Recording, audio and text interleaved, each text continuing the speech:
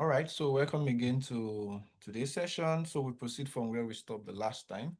So the first thing again is to run um, to import all your necessary tools for you to continue with the code. So this is done. Then we continue from where we stopped yesterday. So which is here. So here now we are asked to create a quantum circuit that contains two qubit and at least one classical qubit. So by now we know how to create a quantum circuit. So we call quantum circuit. Then the number of qubit we want is 2. Then the number of classical bit is 1. So it's just the next. This is the first time we are introducing a classical bit in our circuit. So like I said, for you to have a good taste of what you're doing ahead of time, you can always draw your circuit to see your progress if you're doing the right thing. So here we can readily see that we have two qubits, Q0, Q1. Then we have the classical bit, which is 1. Then the next thing says we should add Adamat gate to the least significant bit. This is just like language structure, least significant bit. We know Qiskit is in the Little Endian, and Little Endian ordering means that the least significant bit is the bit that is far to the right, which is the qubit 0. So we have QC.H, Adamat, then on the qubit 0, that's the least significant qubit. Then the next thing is to uh, apply an X gate to qubit 1 only if a measurement of qubit 0 yields the result 1. Now, this is like a conditional case where we make use of the if test. So in this case, this if test allows you to um, have a dynamic circuit. I think that is what we're working on exactly. So dynamic circuit, so you could use the if test to make a dynamic computation. For instance, now we are saying that when I take my measurement, QC dot measure, this is how you measure. This is the first time we're using the measurement code. So we are measuring, and what does this state?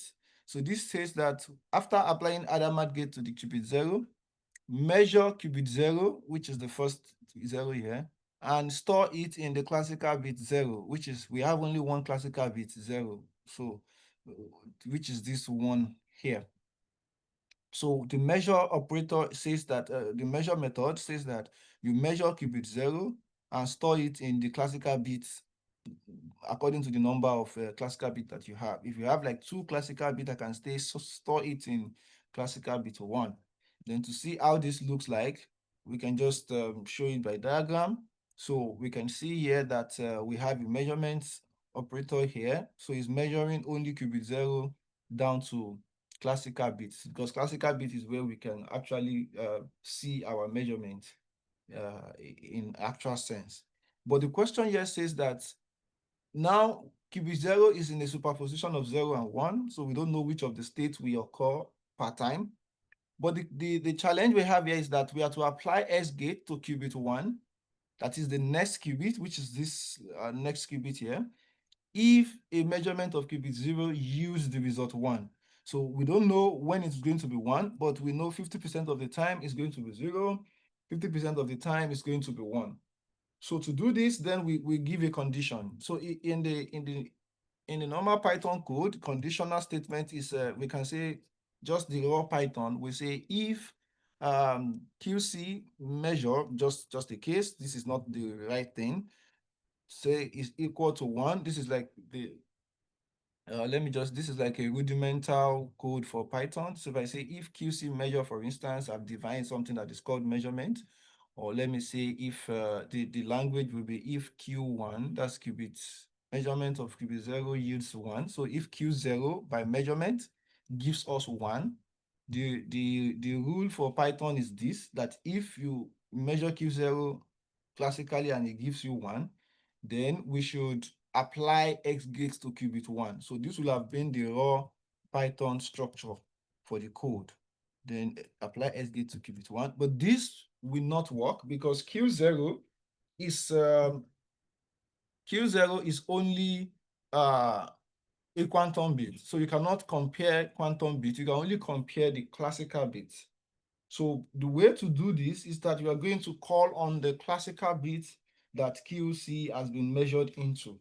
So this method to fetch the classical bit, so we're going to say the Python, the Qiskit structure is that you call on the width. So we use width QC.if test, because we are creating a test. Sorry, there should be an underscore here. So QC.if test. So when you make this test, the solution for the test is to be in the bracket. So this is the syntax. So the first item will be what classical bits do you want to measure, and then what state are you referencing it to be in. So it's going to be something like this: classical bit, CL bit. So what classical bit are you referencing? The classical bits, because we have only one of it. So this is what we are saying here. So let me just write the code and then explain it. So this is the entirety of the code. So this is the operation we are using, the if test. So the if test itself ends with a bracket, and then sorry, a minute. So the if test ends with a bracket, then within it, you have your condition. So this is the condition of the if test.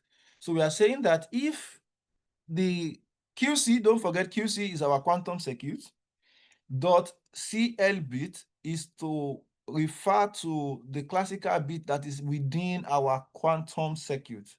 So that's what this dot CL bit is saying. Then the next list, we call it list slicing. So calling index 0 is like we are calling on the first classical bit.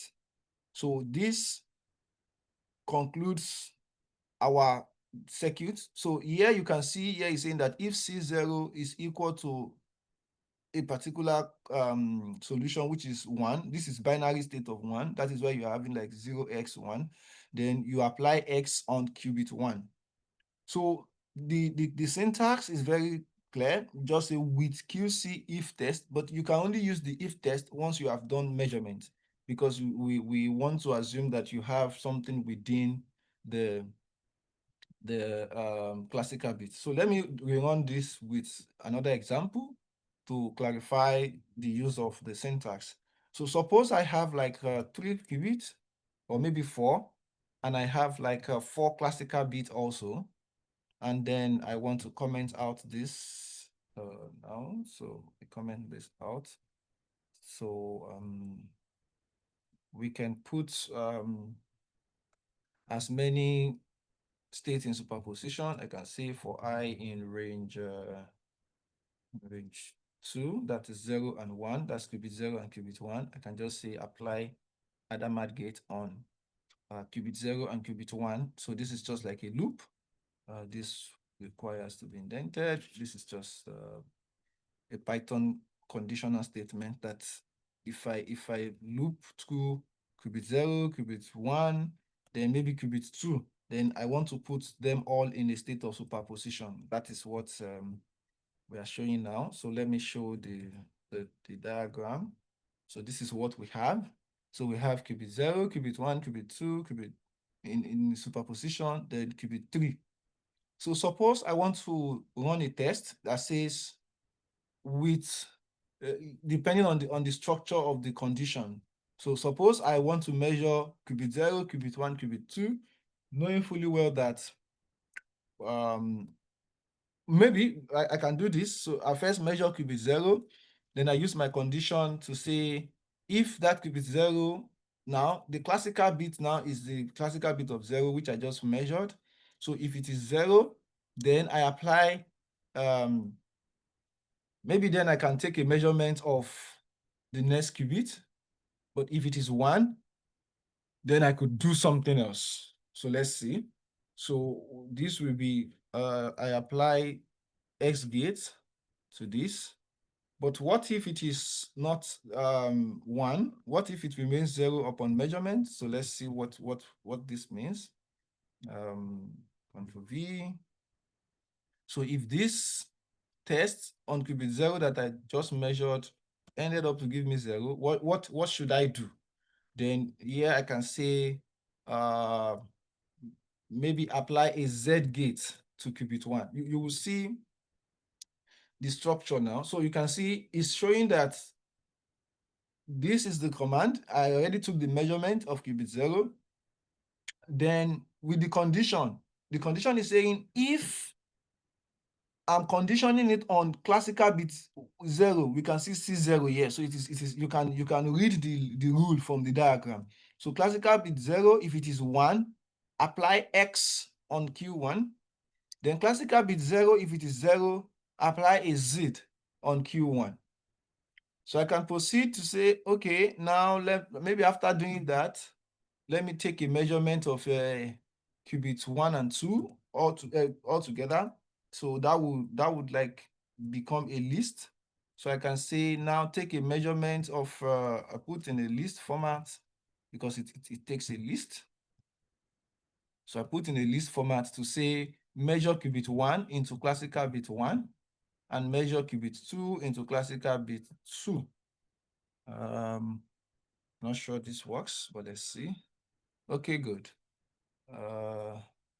No. I think I made a mistake. Qubit 1 to classical bit 1.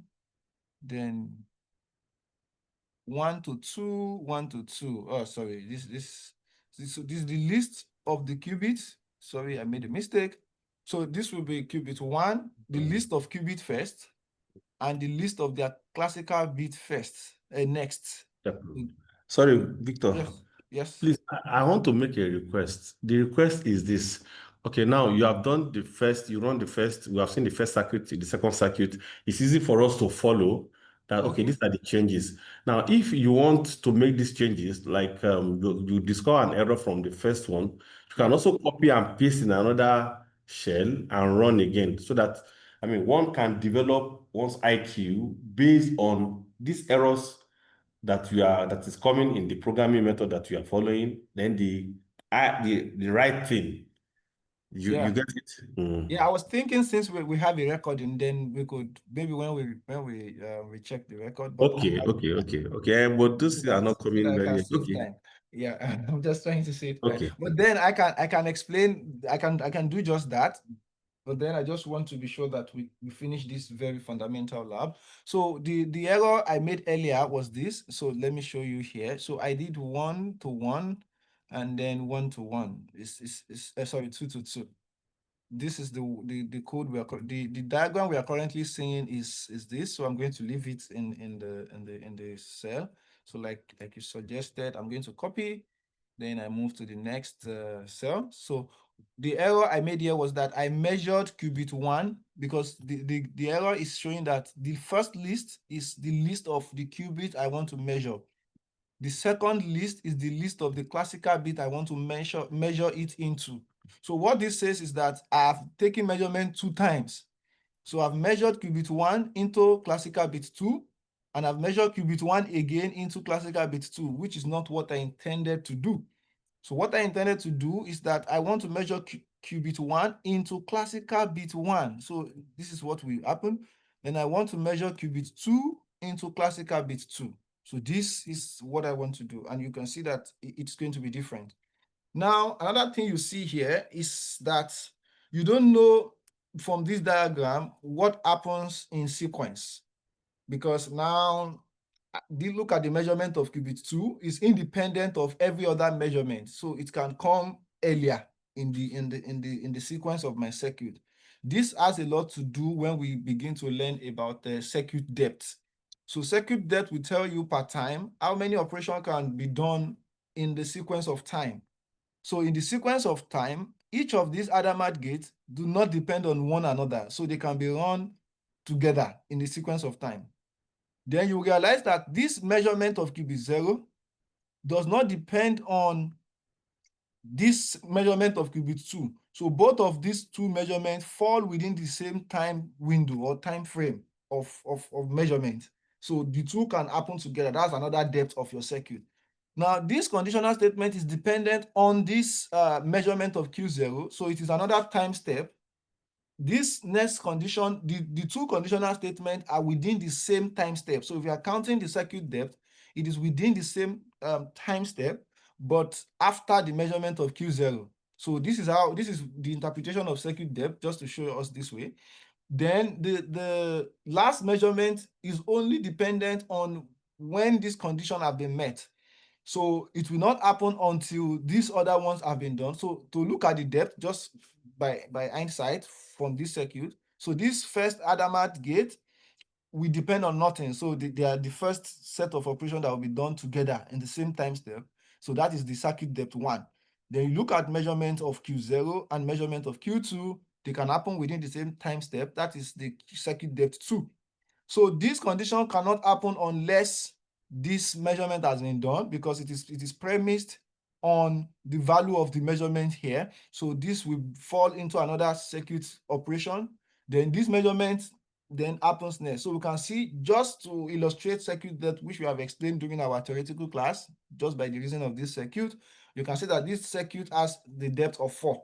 So there are 4 sequence of time of operation: first, second, then third, then fourth. But one thing I would have loved to do is that I can ensure that these 2 measurements happens at the same time. How would that be done? To make this, well, I cannot, but I can show it in a neater form. Maybe that is what the proper word will have been. So I can add a barrier layer that will ensure that the sequence is seen in a more presentable form. So this barrier will make the line of, oh, I should have copied it without the barrier again. So maybe I will do just that. So I'm going to remove the barrier here. Then I'm copying all the entire cell. So I run this again to see what we had initially. Then to see the difference, I will put the cell that has the barrier shown in another cell. So that we can see the difference, actually, like the doctor has said. So here you can see, oh, sorry, I did not run the barrier. So the barrier will just give me a nice structure of my flow of thought. So it's saying that you can see that with the barrier here, it's ensuring that the measurement happens the way I have presented it here in my algorithm. Although it does not change the circuit depth unless the QC barrier is also an operation itself. But I just think it is just a design. But then maybe when I confirm again from the Qiskit documentation, if it is an operation itself, then it's going to add to the circuit depth. But I'm not so sure. I don't think it is an operator on its own. It's just to make the diagram well displayed. So I hope you understand what I just explained now about the circuit depth. Yes. Question. Okay. Yeah. First is that for the order of the algorithm. Yes. Okay. It also occur like that in the circuit diagram always. Yes, always. That's But number 1. sequence Number 2 like this needs to be understood. This one just tells us about the circuit depth, where one operation can switch to a particular time frame. Like this measurement of qubit 2, for example, is supposed to be like the last thing that should happen here. But based on the structure of the diagram that I can see here, it's showing that this measurement does not have to wait for all these other operations before it can be done. So it can be done exactly within the same time step that Q0 was measured. So both measurements can happen together at the same time. So that means we can put another measurement on Q1 simultaneously like this too. On Q1, Yes, yes, like if you want. that last one can also come. I mean, okay, this one is premise on the if statement, but there can Yes. be one that is not premise on the if statement that can come on Q1. Of course, depending on the algorithm, whatever the algorithm states. But we Okay. should know that whenever we take a measurement of a qubit per time, it falls into a particular state. It's collapsed into either 0 or 1. So that is what, like, I haven't measured this qubit 0 now. Throughout the entire section of this algorithm, Q0 will not change any longer because it has been measured. The same thing Q2. Yes, the same thing Q2. But Q1 is premise on those if statements. So Yes, the measurement now came after it. So yes. So whatever measurement happens to Q1, so we don't know whether it's going to be whether S gate is going to be applied on it, or the Z gate will be what will be applied on it. And the only way we'll get to know what happened next is after the condition, we now take a measurement of Q1. Okay. Then can you do can you add another gate, maybe like an H gate Of course, you can always. before the measurement, Yes, you can. Yes, you can. You complete. can always do. It depends on the algorithm. Algorithm just that's when you have an algorithm to or a circuit to display. Say for instance, before the measurement, I can just say QC.H maybe on Q1. So you Yeah. can do as much as you like. Then Let's see what happens here. of course, you see the measurement, you see the Adamat, then before you take the measurement. So Mm. this will help us to like translate our algorithm that we have learned, the Josa algorithm, Simon's algorithm. Then we can always translate them properly into a circuit Okay. diagram like this. But I think the Adamat was not part of my, so I'm going to remove it from this circuit diagram. So this also is not part of the question that we had initially. The question we had initially is very simple, which we have already solved. This is it.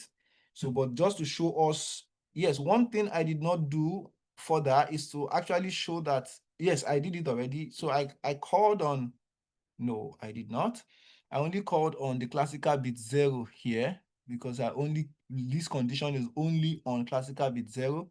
And this is showing the condition with the classical bit, this condition is on because the structure of, this is just for Qiskit. The classical bit is not explicitly stated out like Q0, Q1, Q2, Q3, but you can know what is happening from the numbers on the measurements.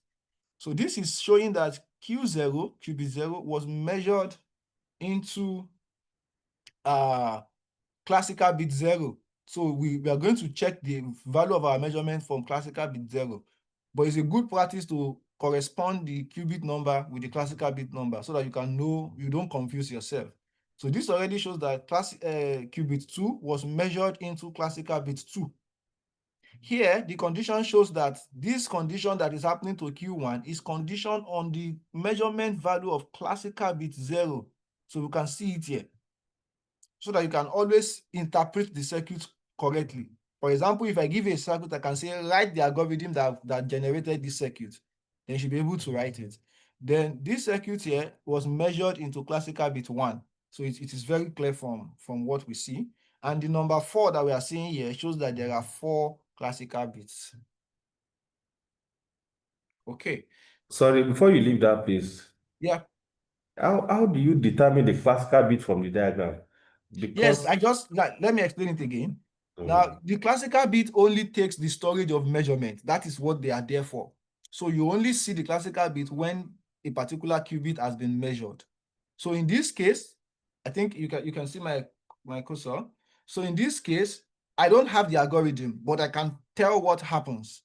So this measurement of Q0 was stored in classical bit 0. This is the 0 here.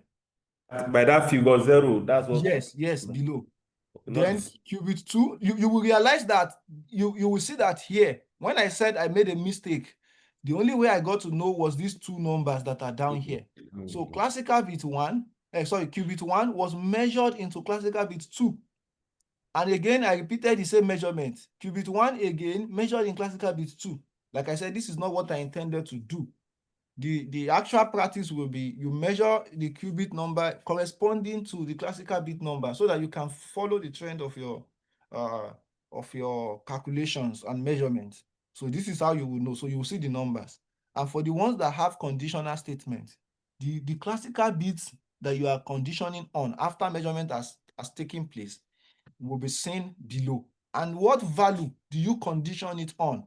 So here I'm conditioning this qubit 1 for S gate if the measurement of classical bit 0, the last measurement I took, was 1. But if it is 0, this is the last 0 number here. If it happens to be a 0, then I'm applying a Z gate. So I can easily interpret the circuit diagram. So here, like I said, that the measurement of the qubit 2 does not really depend on every other thing that happens. So I can change the structure of my conditional statement. So that way, let me see if I'm to do that. So what that will mean is that, say for instance, now I want to condition applying because measurement of Q1 and Q2 could happen, Q0 and Q2 could happen at the same time step. So I want to condition Q1 with Q0, and I want to condition Q3 with classical bits 2 that I've measured. So what that will mean is that, so this remains. If this test is 1, I'm applying X to qubit 1.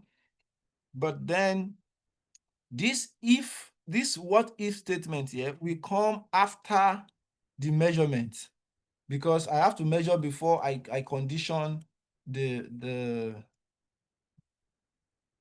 before I condition on it. So now I assume that I have taken measurement of qubit 1 and qubit 2. So I want to condition my test on qubit 2 now. So given that qubit 2, that's classical bit 2, which is the result of the measurement of qubit 2, given that after the measurement, it is a 0, then I want to apply Z gate on qubit 3. So that's what this is going to do. So like we can see now, Q0 was measured. Then I took the conditional statement for Q0. But again, what you will see in this circuit again, it further emphasizes the concept of circuit depth that I mentioned earlier.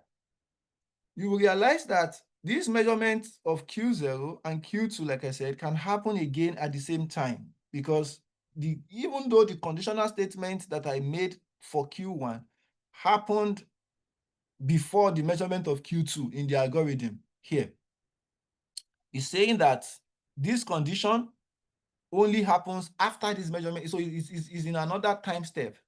You cannot carry out this condition together with these measurements here, because this measurement will have already happened together with this other measurement. So that's what we're saying.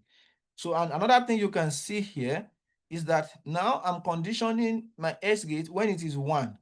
And you can see directly from the diagram, the 1 also is showing us one thing we learned about the C0 gate. You can see that when it is 0, it is not dotted.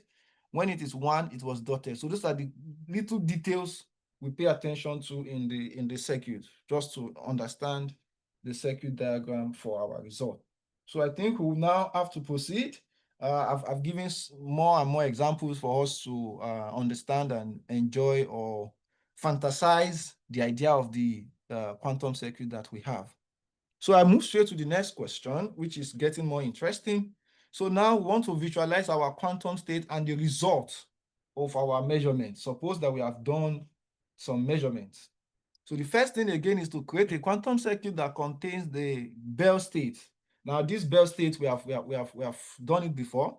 So the Bell state is the state where, so exactly what happens when you get to write quantum code is that sometimes by the rule of use, you get somehow more familiar with what you need to do. And this is the case with me here. So not that I already know things ahead of time, more so skillfully, no. But with time, you know how to create a quantum circuit. So a Bell state has 2 qubits. What happens is that we want to have 0, 0 plus 1, 1. That's the Bell state we are required to create. And to do that, all you simply need to do, because along the line we have to take measurements into consideration. So we are measuring into the classical wires. So the Bell state itself is created first by having Hadamard gate on the first qubit. Then you will use C0. You entangle it C0 using Q0 into 1. And like I said, if you're, sorry, this is not C0, I get carried away. So it should be the CX. Again, one of my own good practice is to always check my sanity as I draw circuit. I like to show it immediately, especially when I am not constrained with time. So this is expected to give me my Bell state. And just like we learned yesterday, if you are somehow doubtful about whether it is the 0, 0 plus 1, 1, one of the things we have done is we have learned the state vector. So these are the ways you use the Qiskit. So I can easily quickly check that, oh, what is the state vector of my circuit? State vector, just like a recap. So state vector of QC. So instead of drawing my quantum circuit now, I can still draw it. Then I can say, okay, then give me the state vector the diagram also, state vector draw. Then maybe with latex. so that I can have a nice idea of my circuit. Now it is not showing because of Python rule of presenting result. It's going to present only the last result. So I commented out the diagram for the real circuit. So now I can see truly that my bell state was properly created. So for those who may try to check. So, but from the diagram, I know that to create a bell state, I need Adamat and then CNOT. So we have done this. So the next thing here now is that we have to measure the result on classical wires. So one good thing about result measurement is that if you know that you are taking measurement of all qubits into all classical bits, you can use a Qiskit a method that says measure all. Just measure everything. So this measure all already puts a barrier before measurement and measures everything you need in the circuit. So it's going to automatically measure qubit 0 to classical bit 0 and measure qubit 1 into classical bit 1 automatically. Then I think there is, oh, because I use measure all, so it shows this way. That is a result from measure all, but measure all may not be what you want to use because you want to be in charge of your circuits yourself. So now from here, we can then say quantum circuit. Yeah, another thing I have not measured, I've not stated along the line, so we're going to explore it now. So let me use the normal method for measurement. So you have a list of all the qubits you want to measure and a list of all the classical bits you want to measure them into. So I want to measure qubit 0 into classical bit 0. Also, I want to measure qubit 1 into classical bit 1. So this is the normal way you follow through with your measurement by yourself. So this way, I have the result. So one thing I said I did not mention earlier is that you can design your circuits in a more special way. Instead of you having Q0, Q1, and C, you can always give it a name. Yeah, that is possible. Like you can what's it called? You can name your quantum, your qubits. I think this is where the idea of register comes in. So you create a register for your classical bit and quantum bit, then you give it a name, any name that you want. But now I cannot remember what the syntax is. Let me see if it is this. Yeah, qreg.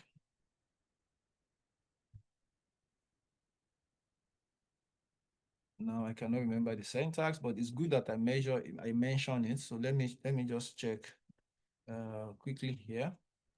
So because in some other research work you might have seen, what's it called? You might see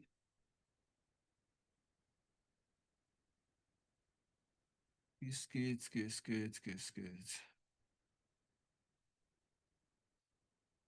Okay, I think I will just add this in the solution so that I will not take too much of time. So here we have measured the result on classical wires. Then the next thing is that we want to run the circuit using a simulator. So in this case, the first thing you need to do, and then I think a good practice for those that want to read the code later, of course, you learn to tell what you are doing. So I want to create a bell state. So this is just for readability. Then how do I do that? Then I apply Adamat gate. So apply 8 gates to Q0. Then apply CNOT gates. So these are just for documentation. CNOT gates. Then measure your qubit. Then after measurement, what do we do next? After measurement, yes, now, since you know that you want to get the result of your measurement, we may not need the draw method any longer. So, but then we call on a backend. You can, whatever you can call it, but just for consistency. So we call backend. So we are to use the AER simulator backend. So backend here, simulator is not a real quantum computer, but it can show you what the quantum computer would do. So it's like what it's going to simulate the idea of a simulator. So because you are simulating, you remember in the last session I mentioned that when you present your circuit or when you construct your circuit, you have to actually design it in a way that or the word is transpile. So you have to transpile it into the hardware that you want to use. Now, suppose we are not using a simulator and we are using a real backend, then there must be a transpilation that will happen. So in Qiskit, so Qiskit has done with the pass manager. So it's called generate pass manager.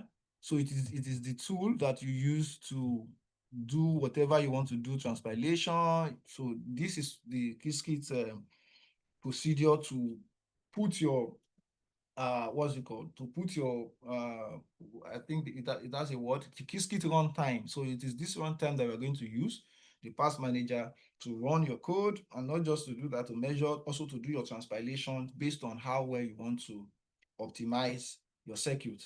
So if you're not doing any form of optimization, I think one of the speaker, I think it was the IBM speaker yesterday, was it yesterday, the day before yesterday, that spoke about transpilation, that spoke about optimization of your circuit. Now, quantum computers themselves are used for to solve optimization problem. That is a topic. But the circuit itself can be optimized. What does that mean? In this case, it means that you are building a circuit in such a way that it will be closely related to the hardware that you want to use to solve the problem.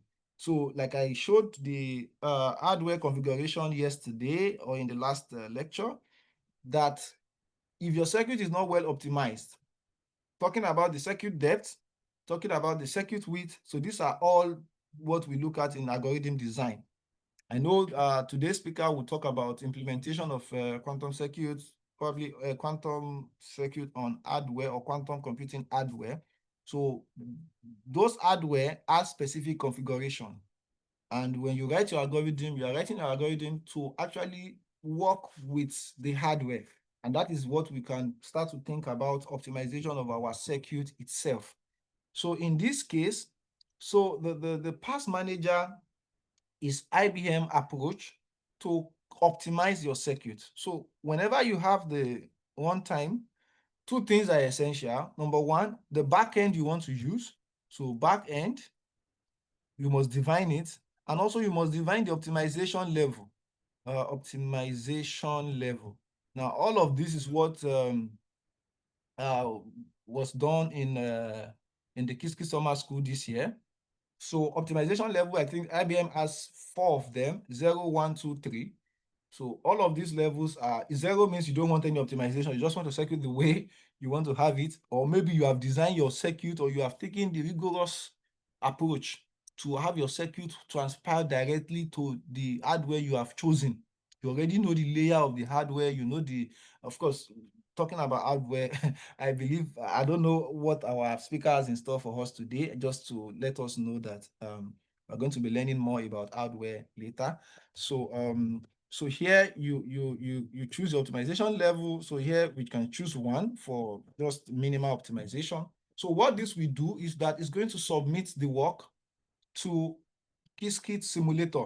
That's IBM Qiskit simulator. So it's going to simulate this circuit for us. And by simulating the circuit, it's going to take the measurement. Automatically, it's going to take like 1024 shots. That is going to measure this circuit 1024 times. So it's not going to gather the result from all these 1,000, about 1,000 results, and then put them into probability. This is where the real probability comes out of it. So we know that normally what we expect from theory is that 50% of the time, the qubit should be 0, 0. And 50% of the time, the qubit should be 1, 1. So to get there, this is what we do. So after choosing the optimization level, then the next thing now is to run the circuit. So running the circuit now will be, what do I want to call my circuit now that I've run that is different from the initial one? So let me call it the Bell circuit, like IBM would have like to use. Then I will call on my pass manager that I've created here. So don't forget, in this pass manager, I'm using the backend that I already defined, which is the AER simulator. Adibin, I have access to direct IBM machine, then I can put the name of the machine here. Then I also add my maybe account name, my API that for me to access the machine. So the procedure will be different, slightly different from here. So I'm running the circuit now. So I'm running which circuit? The circuit that I earlier measured, which is the QC circuit. So now by running this circuit, now this is like more you are going into your code now. So now by now I have done the measurement. One of the things I do in challenge is this. So let's show the circuit up until this point, because I like to explore generate preset pass manager. It's when you have long so now I have done the I've run the circuit. Now, what I do when I don't understand deeply the documentation, just to share with us, is that I try to probe what I have. So if I probe ISA Bell, which is the result of my run, what is it? Now it's telling me that it's a quantum circuit, it is stored somewhere. I cannot see it directly here. Then one of the things I can do, I can print it. So I'll just, that's probing. Because if I've read the documentation, it will have been easier for me. So printing it only gave me if you remember, this is the structure of the circuit we drew that we put in a fanciful form. So now the state I have now is that I have only prepared it I've only prepared the job to be ready to be sampled. So I've not sampled the job, I've not taken the real measurement. So what I'm going to do now, so the job I want to do, which is like the normal language that IBM uses. So the job now is that I want to sample this. Now, the circuit is ready for multiple measurements. So then I now take it into, to run it, I want to sample the circuit a number of times. So the keyword that I need now is I need a sampler that I'm going to use to sample it. I need to name the job. Then after naming the job, I need to get my result from the job. Then after getting the result, then I need to get my count. How many ones do I have? How many number of these? Then if I want to plot a nice plot, then I do plot histogram. Now, all of this, you don't need to actually put them in your head. You have the format always given to you from the documentation. So here, I think, okay, sampler. So what sampler am I using? So Qiskit has, yeah. Now this is, well, I'm saying so many things, but possibly just to get our idea, to get a good idea of what we are doing. Now, when you talk about IBM runtime, they have two runtime. They have the sampler and they have the estimator. Now, you use the two for two different purposes, but somehow related. Now, sampler is often used when you want to, like from the word, you want to sample a particular circuit. That is, you want to run the circuit. The estimator also runs the circuit a number of times, but I'm going to tell you the difference. In sampler, it is compulsory that you take measurement of your circuit. But in estimator, you don't take measurements. So this is one fundamental difference. So if you're using estimator is often used to get, like, maybe you are doing a calculation that has to maybe get the ground state energy, things like that. So you use estimator, you are estimating it for a value. But in sampler, you want to probe the probability space. So just for notification. So now this is my sampler. I've designed a sampler that is going to use the backend that I have, which is AER simulator. Don't forget, this PM is just to optimize, is to do the transpilation, like I mentioned earlier. How well do you want to transpile it for hardware configuration? Then the run, that you are ready to run it. So the sampler now is what is going to sample the circuit when I run it for a number of times. So now I'm doing sampler.run. So this preset manager is going to give a single, is the command to run the circuit once. So sampler is going to populate the circuit a number of times, and that's why they call them Qiskit runtime. So what is necessary here is to now put into it the circuit you want to measure. Now, for generate preset pass manager, so it has been so well done that if you have like if you want to run a circuit a number of times, and not just a circuit, if you want to run different circuits simultaneously, so all of this will come to good use when we get to practical application, maybe subsequently after the 4 first, because this is where we get to where research becomes interesting. So here, I think I already made a mistake. It's supposed to be sampler, not what I spelled earlier.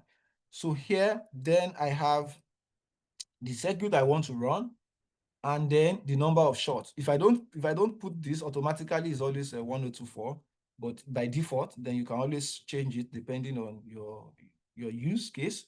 So here I can present a list of the circuit I want to measure. Suppose I have, because here, for those that will be interested in optimization or maybe quantum machine learning, where you need to run multiple circuits at the same time with different parameters. So this is where things like this come in. But here we have just one simple circuit, which is our Isabel circuit. Now, Isabel is a circuit that has already been designed or that has already been made hardware compatible. So that is why we can now run it a number of times. So this procedure here is to make it hardware compatible. Then we take the measurement a number of times. This is the 1024 shot. So like I said earlier, I can now probe. So result is for you to get the result. So once you get to this result, your probing becomes more interesting. So job.result, it's just what you do. Then now, so now let's see what this will be so that we can probe it effectively. So now I run this, no error. Then what is job? What is result? So now good. So in the result, that this is like you want to probe the result now. In the result, well, depending on our understanding of Python, is the result from a primitive cell that we got. Then it is designed as, here you have this bracket is showing that it is a list. So it's a list. We have the sampler result, result.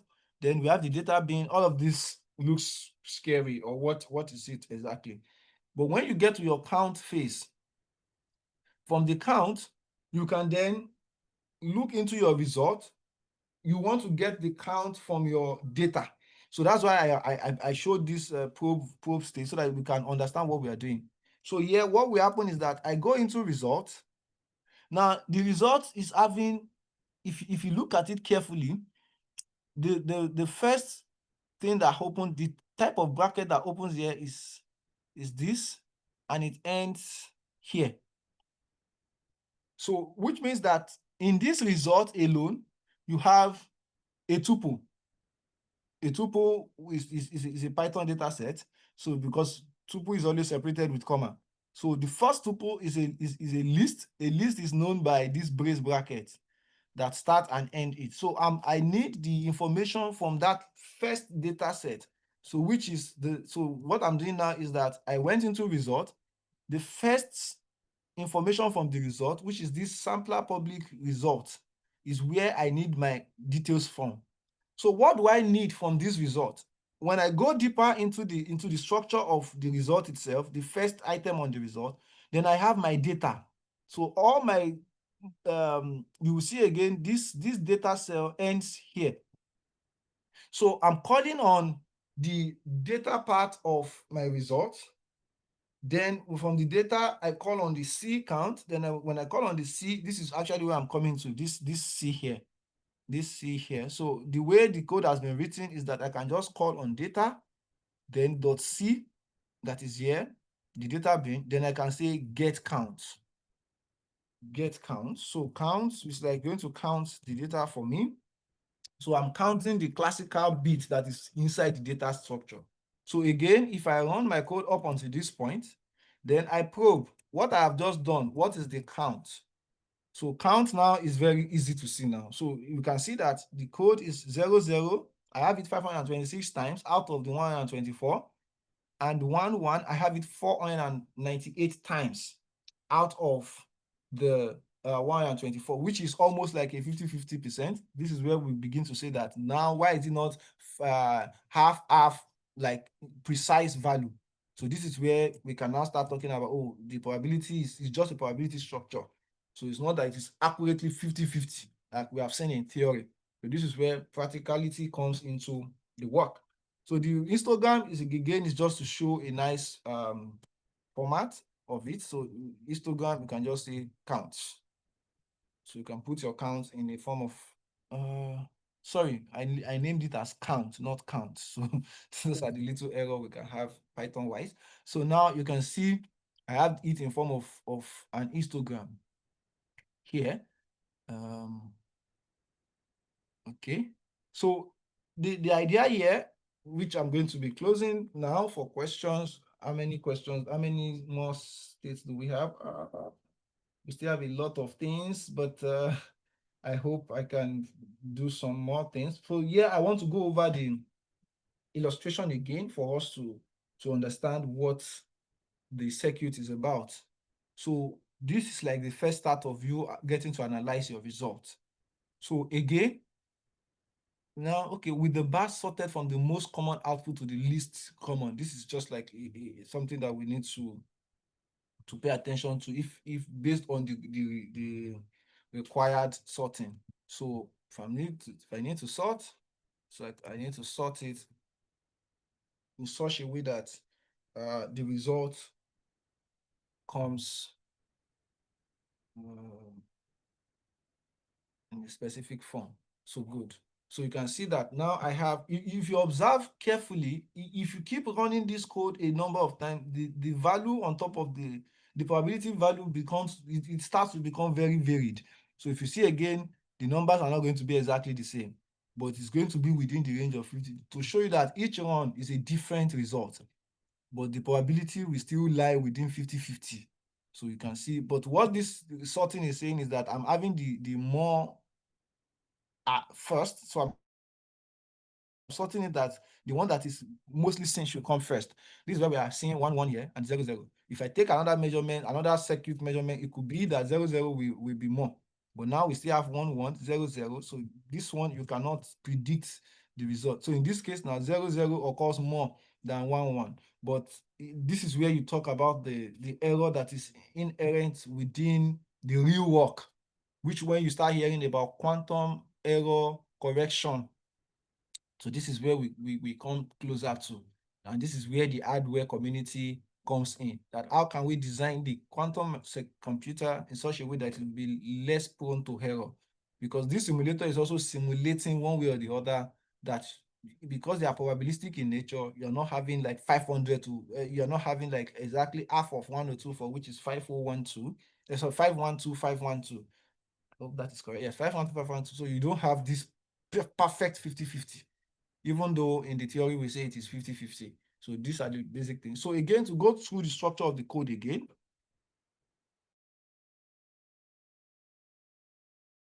with use, we get more of an issue. So the backend, again, is your simulator or the real backend. That is a real quantum computer. Sometimes you have a fake backend that is going to also like, it's just like different QPUs that IBM have designed, but this one is not a real QPU, it's just a simulator. This is like you are still doing this on a classical computer. So your classical computer can simulate the behavior.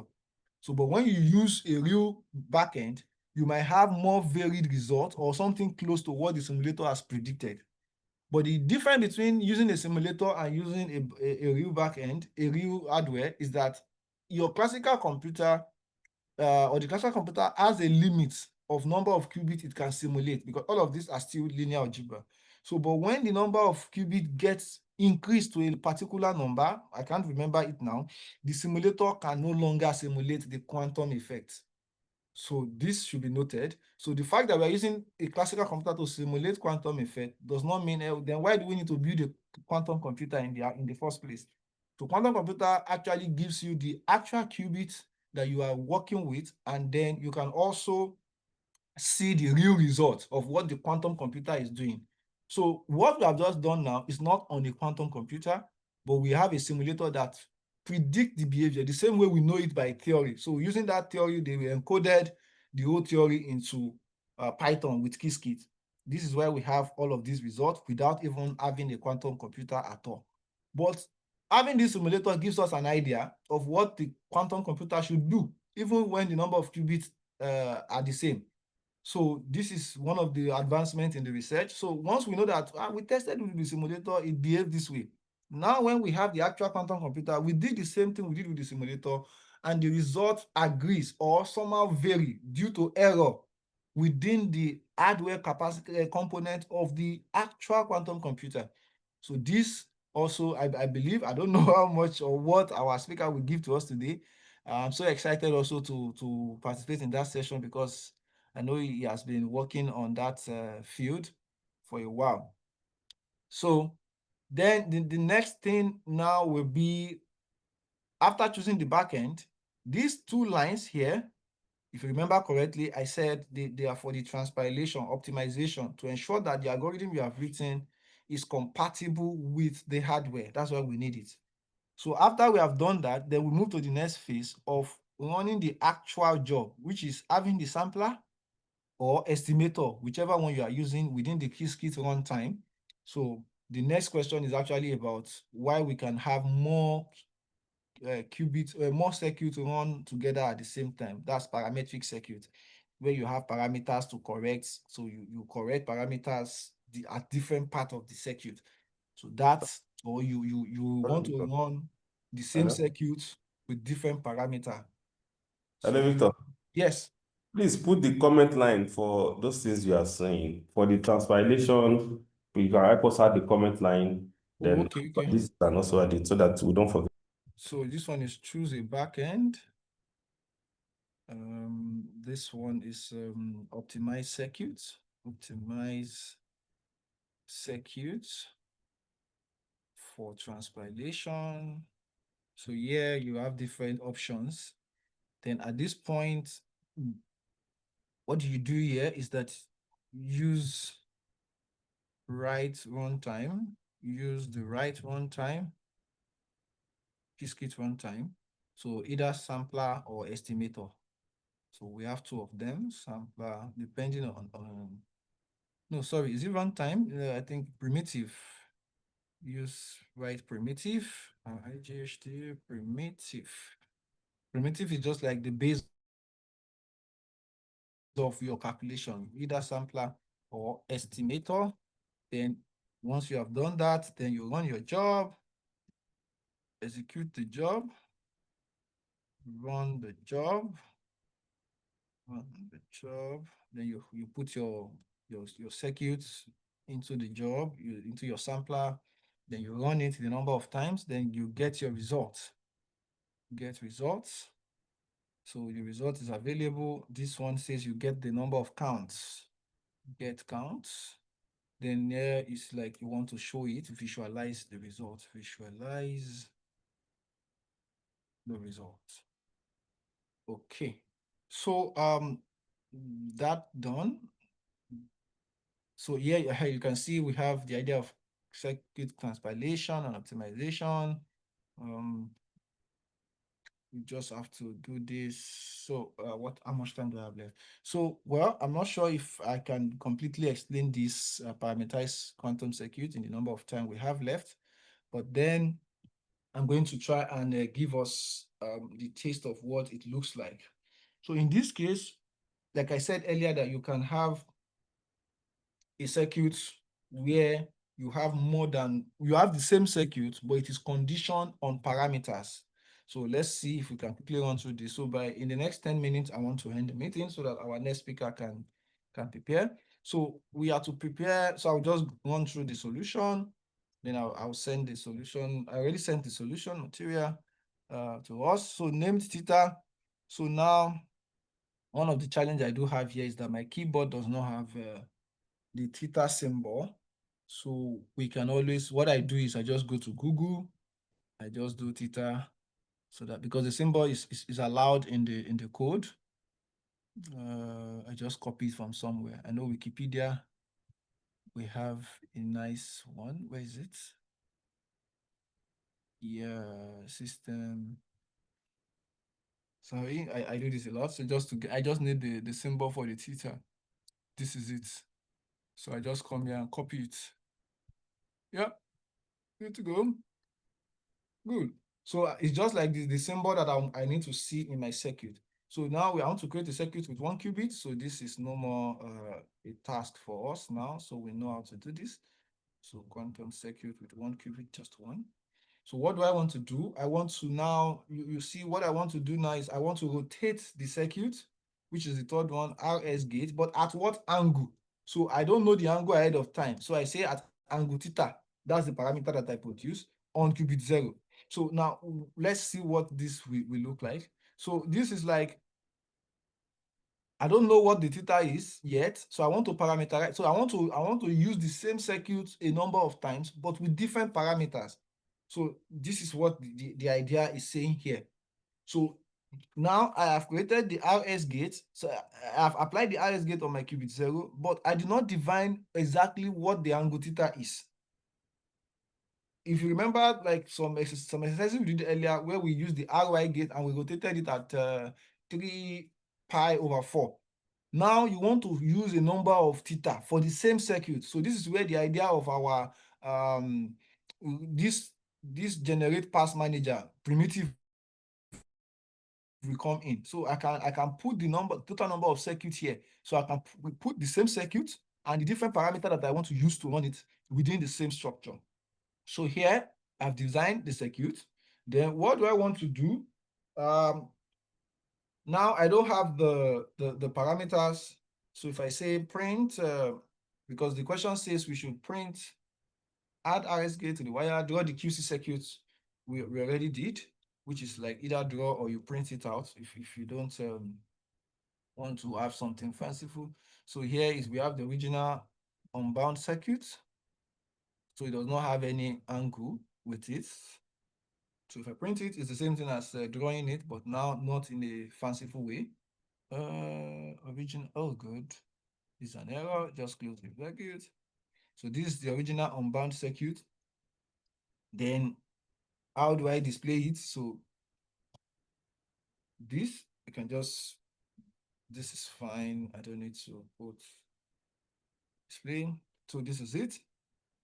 Now when I have this,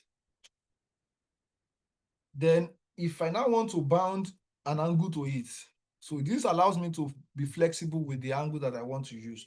So I can then assign my angle QC, create a new circuit bound QC, binding the parameter theta to the value pi over 2. So now I want to assign the parameter to it. So I can say assign parameter. All this we can find in the Qiskit documentation. So now what parameter do I want to assign? So assignment of parameter has to come as a dictionary structure. So I'm assigning the name, which is theta, not like the total dictionary. Then I used this approach. Then what value? MP the pi over 2. So this way, if I now want to show the new one, so print, maybe I just use the print button, print new bounded circuit.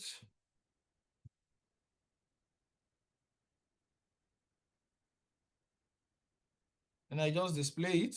So I made the same error again. I need to add my last quotation mark. Okay. So now that I printed it, then I can draw it again this time. QC.draw. Now, if I leave it this way, only the last, both will show. So that's where the display will force it to show both lines. So here, now the two circuits, now I have one of them without an angle. then one of them with an angle. Then, oh, sorry, I'm still drawing QC. Look at me. So I'm supposed to draw bounded, because I'm supposed to show that angle now. So bounded QC, yeah, good. So you can see that the bounded QC, the circuit, is showing the angle pi over 2 that I have bounded to the circuit. Initially, the theta is a free parameter. So you can use the same circuit. Now you can now just be changing the parameter with the same circuit. And this is the idea of what we call a parametric circuit. So you have the same circuit, but this time around, you are allowed to now use that same circuit. Of course, those that are into machine learning will value this more. So you can now begin to change the parameter for the same circuit. So here you can now say, okay, is this parameter that fits this circuit, or is it another parameter? So here you are doing machine learning directly. So this is where machine learning idea comes in. So because I want to train I want to use the circuit to train my parameters. So if that circuit is a well-built circuit, and I choose the right parameter from the start, then I can now begin to learn with that circuit which parameter fits through the circuit that I have designed, maybe from the problem. So now, how do we run, what's it called? How do we run a circuit that has different level of transpilation? So this one is to make use of the circuit transpilation that I mentioned earlier about the generate preset pass. So this I've explained earlier, that when you tweak the optimization level, it makes the original circuit, it helps you see the different depths of your circuit. Though by construction, it might just be a circuit depth of 4, but in the process of ensuring that your circuit maps into the hardware, the depth is always increased.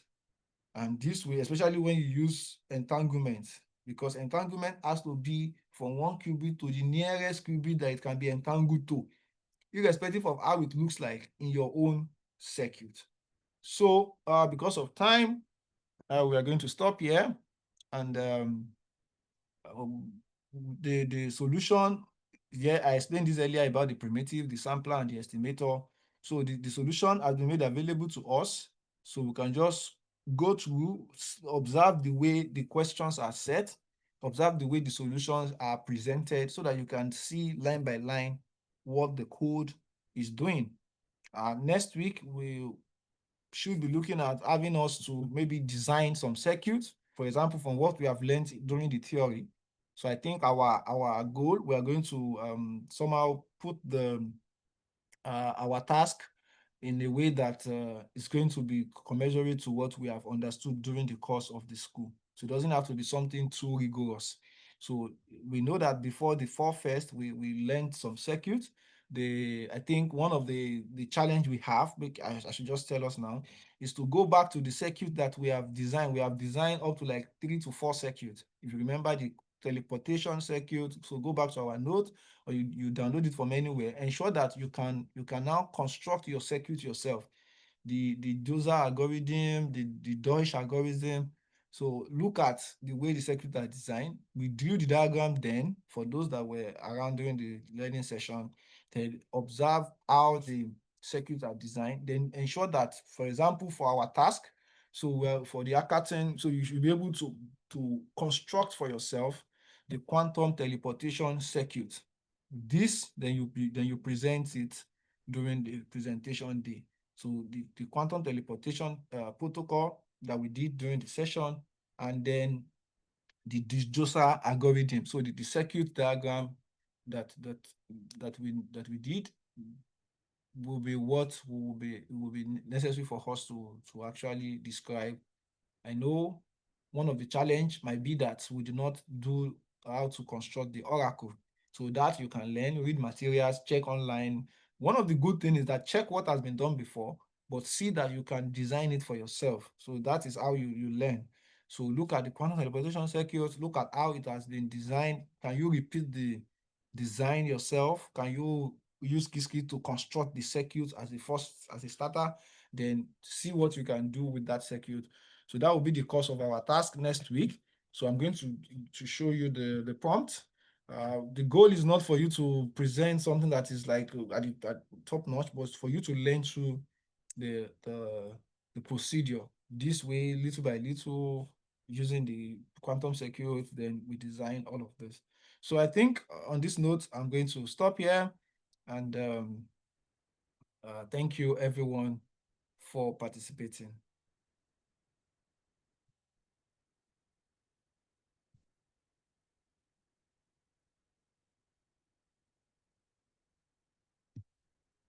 Thank you, Victor, so much.